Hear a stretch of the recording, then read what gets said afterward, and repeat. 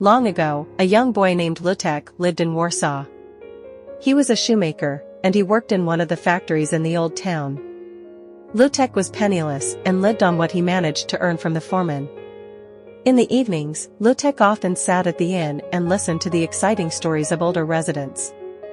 He liked the tales so much that he often imagined being a brave warrior on the battlefield or a wealthy merchant traveling across distant lands. One evening, he heard the quiet conversations of the masters. Apparently on Tampa Street, in the basement of the Ostrogski castle, there is a golden duck. Master Jan whispered mysteriously. I heard that it is a beautiful bird, but also very crafty and dangerous, Master Bartłomiej added. Why is it dangerous? How can a duck be dangerous? Others asked. Looking for the duck can get you lost in an underground basement. You might never return to the surface. They say that many have already tried and never returned, Master Jan replied. What if someone meets the duck? Asked young Stas. He was the son of one of the masters. Then the duck will make him rich forever, replied the masters. Lutek heard these words and immediately ran out of the inn. He headed straight to Tampa Street. He reached the castle and found the entrance to the underground basement. It was dark, cold and damp. The boy walked the corridors for a long time. At first, he was looking for the duck and then looking for the way back. He was so tired and cold that he lost all hope of returning home.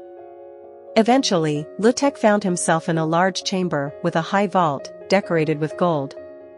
Within the vault, there was a beautiful blue lake on which swam the golden duck. Hello, Lutek, she said in a human voice.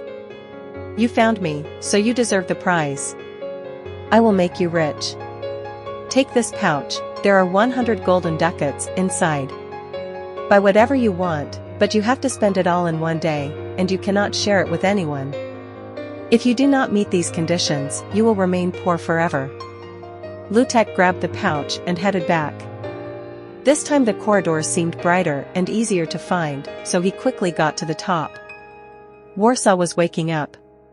Shops were slowly opening, and people were coming out to the streets. At last, I am rich, thought Lutek. Then he went to the best restaurant and ordered the most expensive dishes to eat and the noblest honey water to drink. Many people introduced themselves and engaged in polite conversation. They were counting on a donation from such a rich young man. However, Lutek did not give anyone a penny. In the afternoon, he bought the most magnificent horse. At the jeweler, he ordered a gold ring with the largest diamond. In the evening he went to the theater, where he sat in the prince's lodge. Evening grew dark, Lutek's purse was still half full.